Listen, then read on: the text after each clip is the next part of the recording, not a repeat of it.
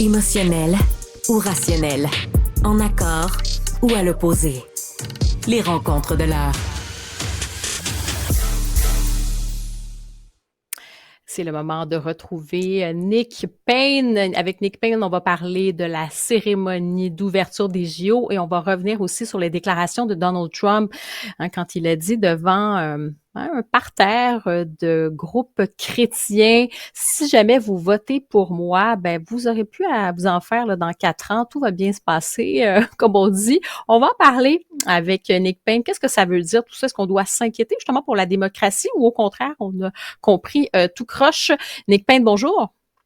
Ah ben, allô, salut Karima. Oui, on a compris tout Ah ben, croche. allô, Mais je allô, pense tu viens-tu te réveiller? Je Ah, taquine. pardon. Ben Salut. là, c'est le matin au Québec. J'essaie d'être raccord avec ton après-midi parisien. Exact, M'ajoute une petite dose d'énergie. exact. Ben oui, non, on a compris tout croche, mais je pense qu'on le sait, on fait exprès d'avoir compris croche. C'est un peu la nature du jeu de la grande polarisation dans la politique américaine. Alors, Trump, je paraphrase, il a été plus, comment dire, draconien que ce que tu viens de dire. Hein? Il a dit, Mhm. si vous votez pour moi, dans 4 ans, vous aurez même plus besoin de voter.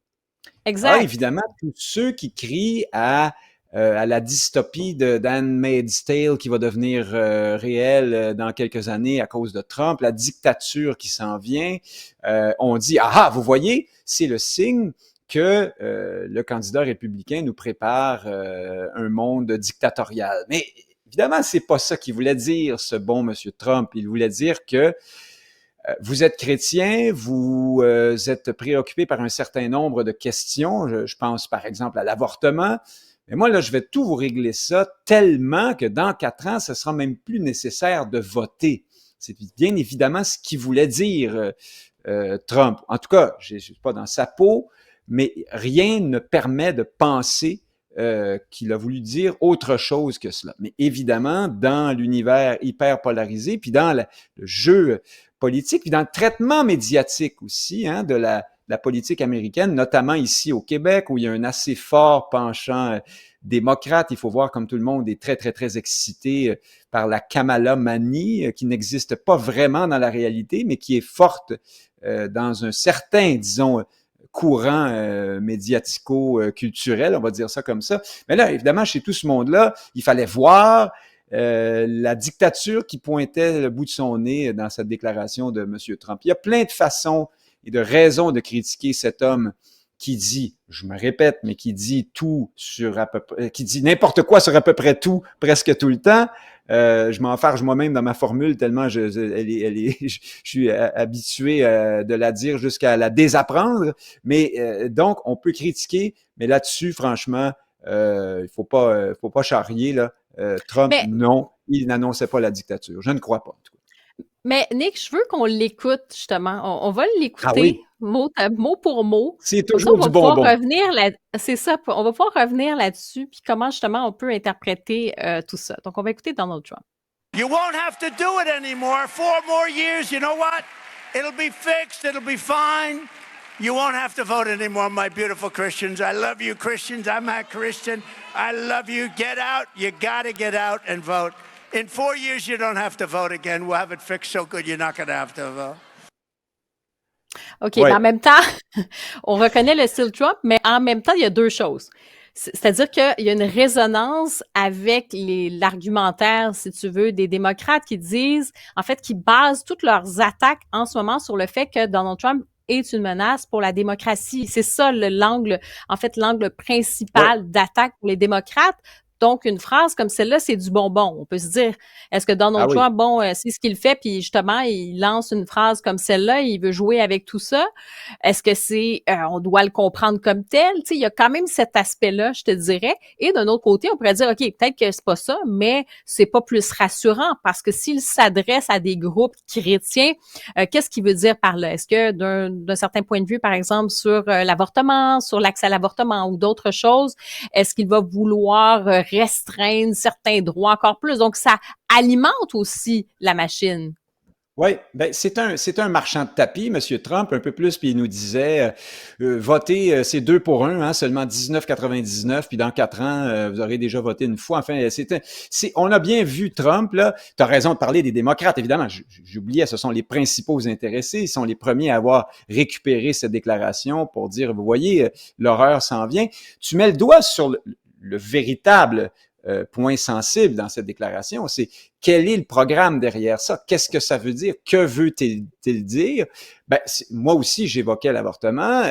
Il y a sans doute plein d'autres questions qui taraudent les chrétiens très, très pratiquants aux États-Unis d'Amérique, les plus conservateurs. Alors évidemment, je réitère que ce qu'il veut leur dire ici, c'est moi, là, je suis tellement bon, je suis tellement formidable que je vais réussir à tout régler ça d'un coup, d'une façon ou d'une autre, et puis vous n'aurez plus jamais à vous préoccuper de ces questions-là.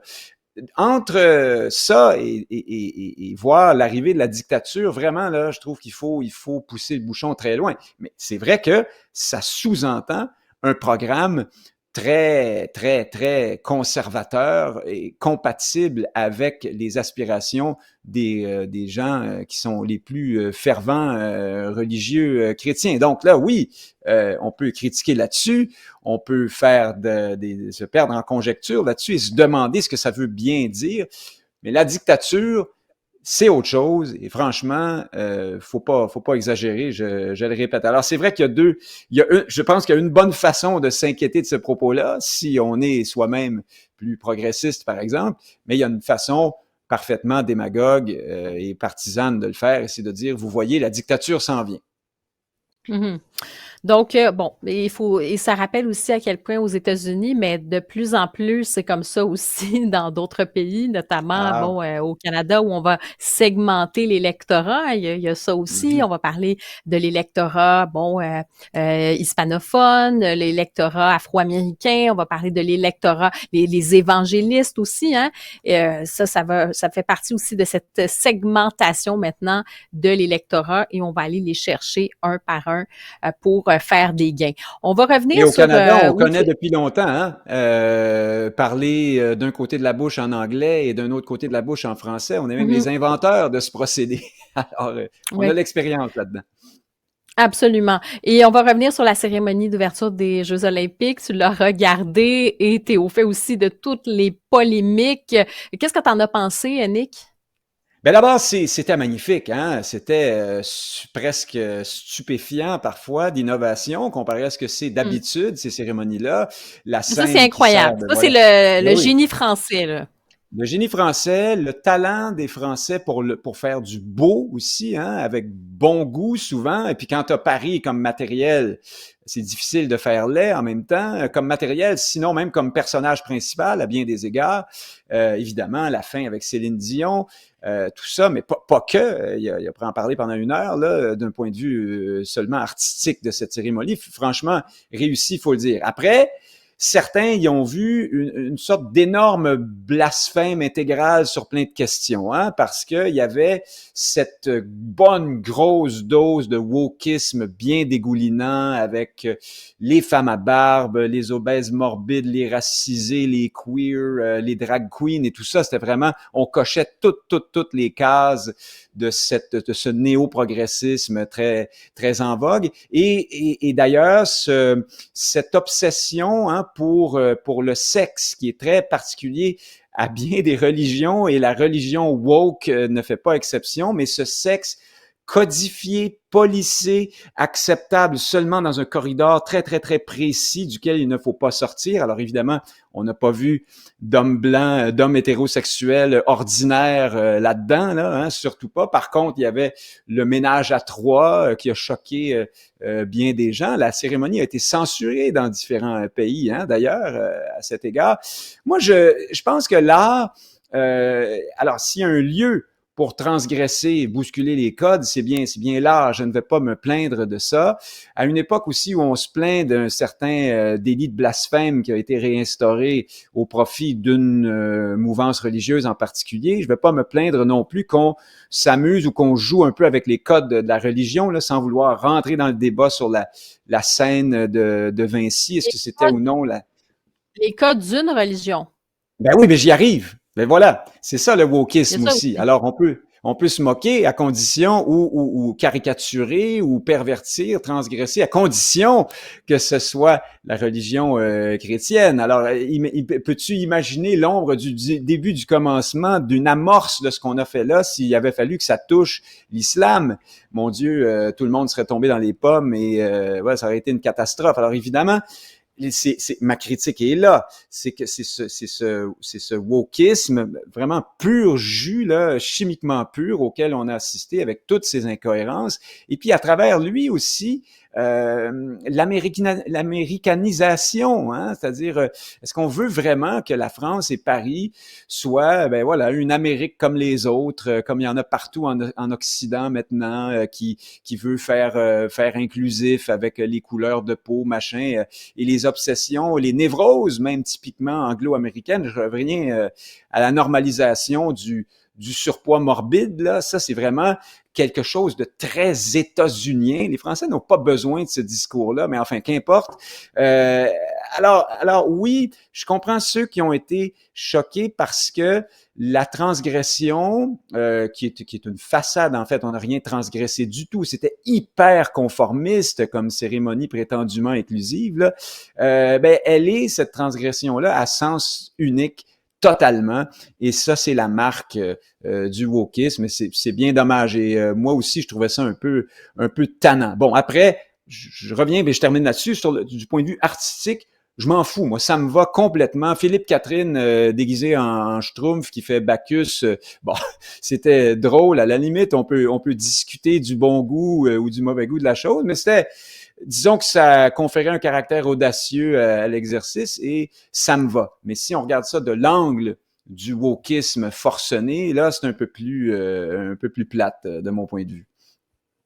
Oui, puis en fait, ce qu'on peut souligner, c'est surtout le fait qu'il y a un message politique à un moment donné de dire, bon, c'est un divertissement, puis c'est de se dire qu'aujourd'hui, est-ce que l'art nous dérange tant que ça? C'est-à-dire que l'art répète un peu des codes. Moi, j'ai pas l'impression qu'on brasse tant que ça des codes.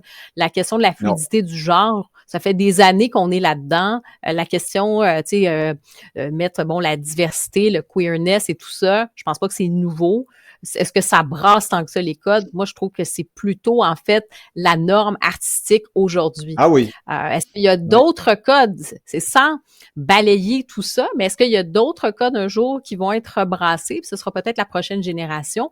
Mais au contraire, moi, je pense qu'on est plutôt dans une certaine forme de consensus. Et je trouve que les critiques qui venaient étaient plutôt sur le fait de dire, ben juste assumer que c'est ça aujourd'hui la norme et qu'on nous impose un peu cette norme-là. Oui, c'est la norme. Je pense pas. C'est ça, les gens, est-ce qu'ils sont choqués ou pas? Bon, oui, il peut y avoir des gens qui ont été choqués en disant effectivement, on parle de blasphème, mais à condition que ce soit une seule religion toujours, on peut se moquer de certains codes, mais pas d'autres. Mais faut peut-être aussi simplement admettre qu'il y a ce fameux message politique. Nick Payne, c'était un plaisir de te retrouver, puis on remet ça à demain, bien sûr. Bon retour, parfait, à demain.